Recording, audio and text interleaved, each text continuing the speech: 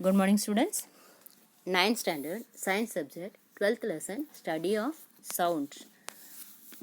तो आज हम लोग क्या देखने जाने वाले, ह्यूमन ईयर. आप लोगों का बुक में तो दिया हुआ है, टेक्स्ट बुक में स्क्रीन में आप लोगों को दिख रहा है ना, ह्यूमन ईयर दिया हुआ है. तो क्या अपना ह्यूमन ईयर जो है 3 पार्ट्स में डिवाइड कर चुका है, आउटर ईयर, मिडिल ईयर और इनर ईयर. ठीक है, ऐसा आउटर ईयर का दूसरा नाम है पिन्ना, पिन्ना बोलते हैं. ऐसा 3 पार्ट में हम लोगों को डिवाइड किया हुआ है अपने कान को. तो ये तो आप लोगों को सबको पता है. The year is an important organ in our human body, isn't it. अपने ह्यूमन बॉडी में सबसे इम्पॉर्टेंट ऑर्गन रहता है, सबसे नहीं लेकिन ये कान जो रहता है वो भी बहुत इम्पॉर्टेंट ऑर्गन रहता है. तो हम लोग जो कान, बाहर का कान दिख रहे हैं वो क्या है, सिर्फ आउटर ईयर है. ठीक है, तो जो भी साउंड आता है वो सब किसके थ्रू अपने को सुनाई देते हैं, थ्रू ईयर. ठीक है, जो साउंड आता है वो किस में आता है, ईयर ड्रम बोल के, देखो आप लोग पिक्चर में देख लो, ईयर ड्रम बोल के एक पार्ट है, उसमें आके वाइब्रेशंस होता है, वाइब्रेट होता है, ईयर ड्रम में आके वाइब्रेट होता है वो sound. And these vibrations converted into electric signals and which travel to brain through nerves.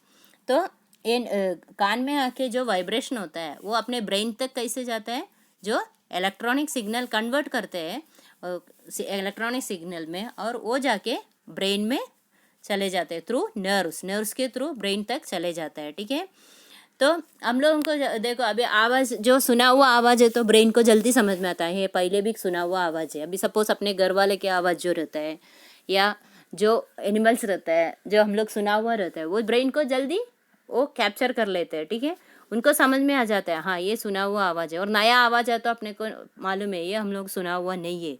ये सब किसका काम रहता है, ब्रेन का काम रहता है, ये पहचानने का, आवाज़ पहचानने का काम सब. लेकिन ये 3 पार्ट्स में जो डिवाइड किया हुआ है कान को, उनका क्या क्या काम रहता है. आउटर ईयर जो रहता है पिन्ना, वो क्या करता है, it collects the sound waves and passes them through a tube to a cavity in the middle ear. ये जो है साउंड वेव्स को कलेक्ट करते हैं, हम लोग पहले भी पढ़ चुके हैं. साउंड जो रहता है वो किसके मीडियम में चलते हैं, वो किसके फॉर्म में चलते हैं, थ्रू वेव्स.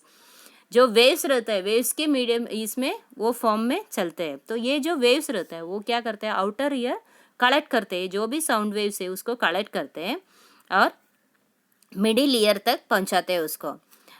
ठीक है, it is a peculiar funnel like shape, helps to collect and pass sounds to the middle year.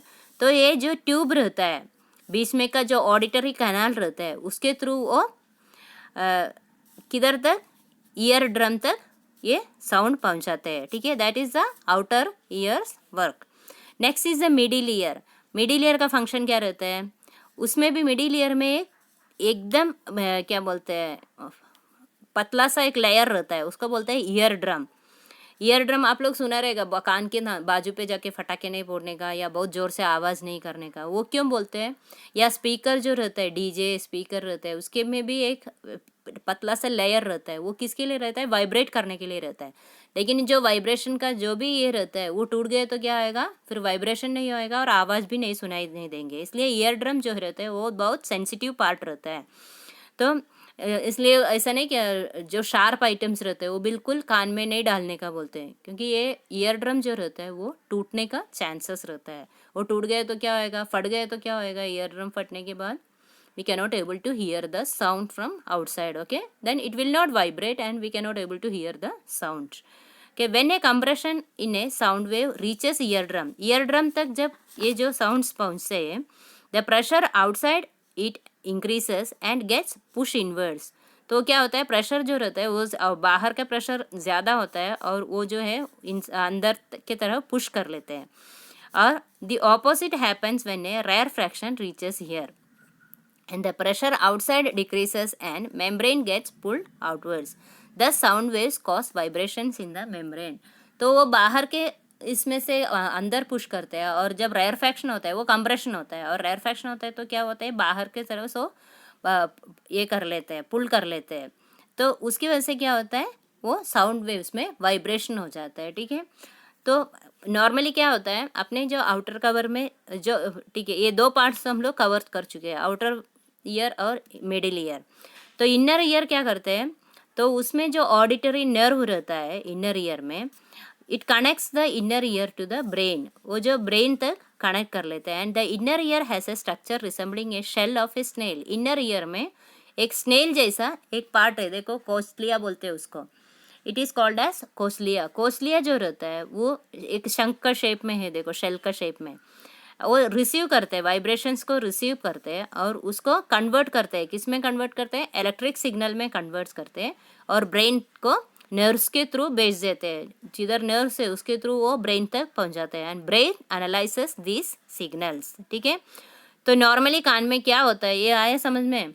जो आउटर ईयर रहता है वो अपने जो भी साउंड आता है उसको सब कलेक्ट करके मिडिल ईयर तक भेजते हैं. और मिडिल ईयर के उधर क्या रहता है? ईयर ड्रम रहता है. और हम लोग जो बाहर से भेजने वाले साउंड जो रहता है वो ईयर ड्रम में जाके वाइब्रेट होता है. ठीक है.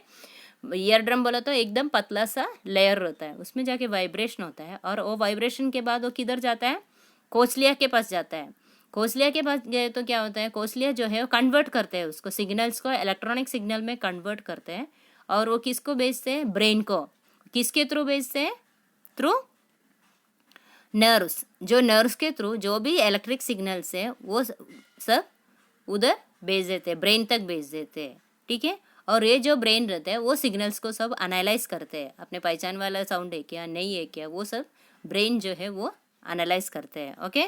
आए इतने समझ में सबको? Human ear. ठीक है. Next they had given the 3 solved examples that we will learn in the next video. Okay, bye.